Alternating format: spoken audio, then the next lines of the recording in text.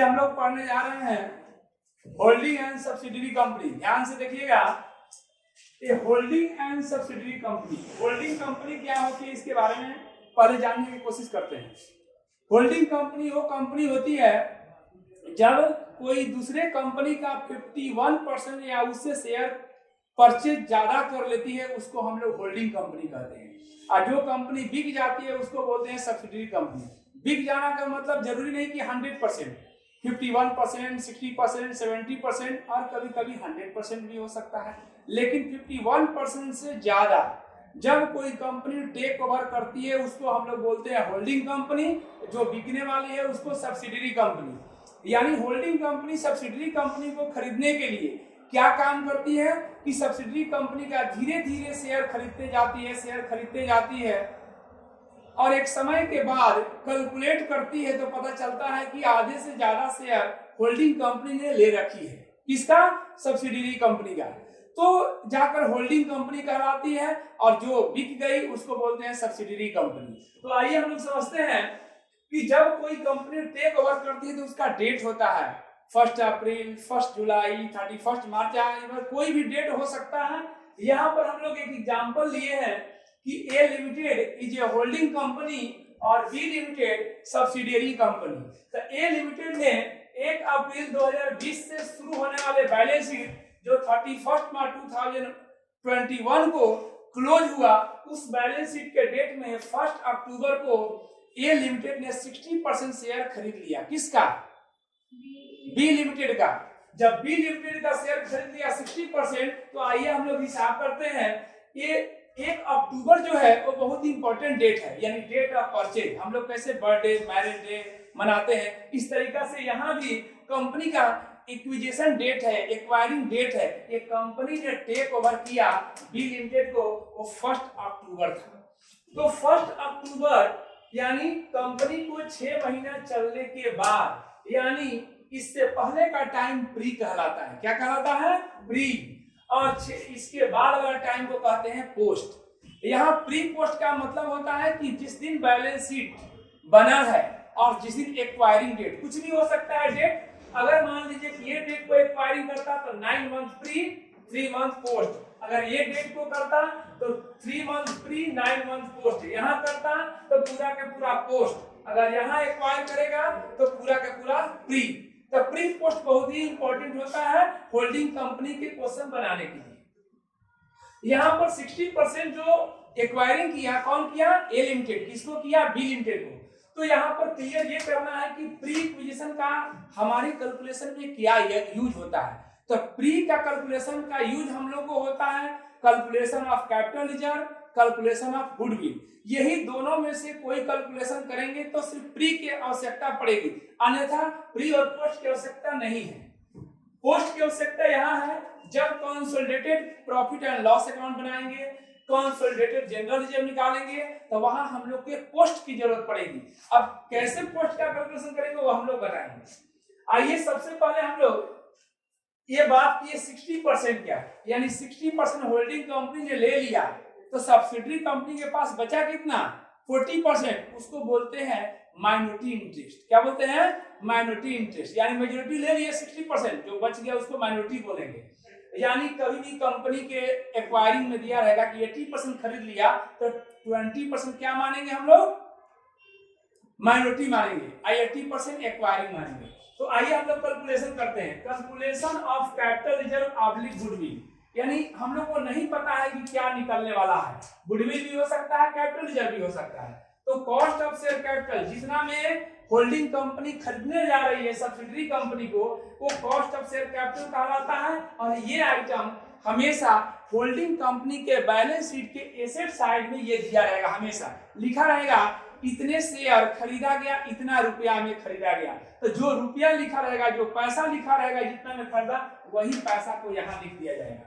उसके बाद देखा जाएगा नीचे में एडजस्टमेंट दिया रहेगा बैलेंस शीट के नीचे कि ए लिमिटेड ने बी लिमिटेड का 60% शेयर खरीद लिया, तो उसका देखेंगे कि शेयर कितना है। तो बी लिमिटेड के बैलेंस शीट में 1 लाख का शेयर है, इसका 60% हमने ले लिया, यानी 60,000 का ले लिया। पीएल अकाउंट उसका 2 लाख का है।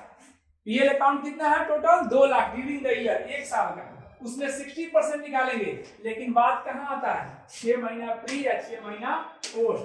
तो जो प्री है उसमें हम लोग क्या लेते हैं, पीएल अकाउंट को प्री और जनरल रिजर्व को प्री। कहाँ लेते हैं, जब कैपिटल रिजर्व और गुडविल के कैलकुलेशन करते हैं तब। ये दोनों का पोस्ट, पीएल का और जनरल रिजर्व का पोस्ट कहाँ लेते हैं, जब हम लोग प्रॉफिट कंसोलिडेटेड प्रॉफिट निकालते हैं तब, और कंसोलिडेटेड जनरल रिजर्व निकालते हैं तब। Consolidated general reserve, holding company यानी ए लिमिटेड का जनरल रिजर्व अपना है वो 80,000 है, 80,000 पहले से दिया हुआ है, और सब्सिडरी कंपनी का था 80,000, लेकिन पूरा के पूरा फ्री था। यहाँ पर हम लोग कुछ भी ऐड नहीं करेंगे, यहाँ 80,000 का 80,000 ही लिखेंगे। क्यों, क्योंकि यहाँ जब भी हम लोग ऐड करते हैं तो पोस्ट ऐड करते हैं, फ्री को ऐड नहीं करते हैं। तो यहाँ पर हम लोग 60%, 2 लाख प्रॉफिट 1 साल का था, उसका 60% ले लिया ए लिमिटेड, लेकिन 6 ही महीना के लेगा, क्योंकि अक्टूबर से लेकर मार्च तक ही लेने का अधिकार है, तो ये 60,000 ले लिया। जनरल रिजर्व पूरा के पूरा फ्री था, तो पूरा के पूरा रिजर्व में 60% इसका हिस्सेदारी हो गया। टोटल ऐड किया तो आया 1,68,000। कितना का लिया, 1,68,000। पेड कितना किया, 1,50,000, यानी पेड किए कम और लिए ज्यादा, यानी प्रॉफिट हो गया यहाँ 18,000 के। इसको बोलेंगे कैपिटल रिजर्व। अगर हम पेड किए 1,50,000, ये सब मिला के लेते 1,20,000, तो यानी 30,000 ज्यादा देते तो हम लोग के यहाँ आता है गुडविल। लोग बोलता है कि जितना का खरीदा इससे ज्यादा चुकाया यानी लॉस हो गया, तो लॉस नहीं होता, इसको हम लोग गुडविल कहते हैं। ज्यादा पैसा चुका है यानी गुडविल ले चुका है, कम में मिल गया यानी हमारा कैपिटल प्रॉफिट हो गया। तो यहाँ समझ गए होंगे आप लोग कि 1,50,000 होल्डिंग कंपनी ने पेड किया, 1,68,000 का लिया, यानी 18,000 का प्रॉफिट, ये capital profit transfer to capital reserve balance sheet के लायबिलिटी साइड में दिखा दिया जाएगा।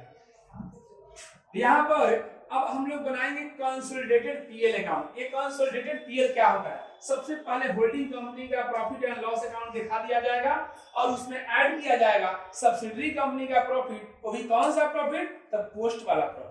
तो 2 लाख 1 साल का प्रॉफिट था, पिछले 6 महीना के यहाँ आ गया, अगले 6 महीना के यहाँ कर लेंगे, तो ये टोटल 1,10,000 जो आ गया वो हमारा पोस्ट इक्विजिशन प्रॉफिट को जोड़ने के बाद यानी कंसोलिडेटेड पीएल, यानी बैलेंस शीट के लायबिलिटी साइड में दिखाया जाए। अब कैलकुलेशन ऑफ जनरल रिजर्व, अपना जनरल रिजर्व होल्डिंग लिखेगा और सब्सिडरी का अगर कोई पोस्ट होगा तो आएगा, और पोस्ट नहीं होगा तो सिर्फ यही अपना जनरल रिजर्व को ही कंसोलिडेटेड बैलेंस शीट में दिखाया जाएगा। अब क्वेश्चन आता है कि 60% यहाँ भी कर दिए, 60% वहां, 120% हो गया, ऐसा नहीं है। 6 महीना का 60% यहाँ, 6 महीना का 60% यहाँ, और दोनों का 40% बचा हुआ होगा, यानी total profit, total reserve, total share capital का ये कैलकुलेशन करते हैं। टोटल इक्विटी शेयर कैपिटल कितना था, 1 लाख का 60%, यानी 40% बच गया, उसको हम लोग माइनॉरिटी इंटरेस्ट में करेंगे। पीएल अकाउंट 2 लाख का 40%, 80,000, जनरल रिजर्व 80,000 का 40%, 32,000, टोटल 1,52,000। 40% ही निकालेंगे, यानी जो शेयर छोड़ दिए वही हम लोग के आएगा माइनॉरिटी इंटरेस्ट में, क्योंकि माइनॉरिटी इंटरेस्ट का मतलब होता है जो छोड़ा गया है उसी को हम लोग देखते हैं। और माइनॉरिटी इंटरेस्ट में प्री और पोस्ट का कैलकुलेशन बिल्कुल नहीं ध्यान देना है, सिर्फ बैलेंस शीट आइटम पर ध्यान देना होगा। सिर्फ बैलेंस शीट आइटम में 3 चीज पर ध्यान देना होगा, share capital, profit and loss और जनरल रिजर्व। ये 3 के अलावा किसी पर ध्यान नहीं देना है माइनॉरिटी इंटरेस्ट का कैलकुलेशन करते समय। ये भी बैलेंस शीट के लायबिलिटी साइड में दिखा दिया जाता है। और एसेट साइड में दोनों का एसेट्स को जोड़ के दिखा दिया जाता है, होल्डिंग और सब्सिडरी कंपनी का, और लायबिलिटी में क्रेडिटर होगा, बिल्स पेबल होगा, तो दोनों को ऐड करके बैलेंस शीट के लायबिलिटी साइड में दिखा दिया जाता है। और एसेट साइड में सारे एसेट को जोड़ के दिखा दिया जाता है। बैलेंस शीट टैली कर गया, सही हो गया। हेडिंग में देंगे consolidated balance sheet after taking consideration, या after taking holding company from subsidiary company. चलिए, तो ये इंट्रोडक्शन हो गया, इसमें कैलकुलेशन पूरा सीख लिए। अब अगले क्लास में हम लोग क्वेश्चन बनाएंगे।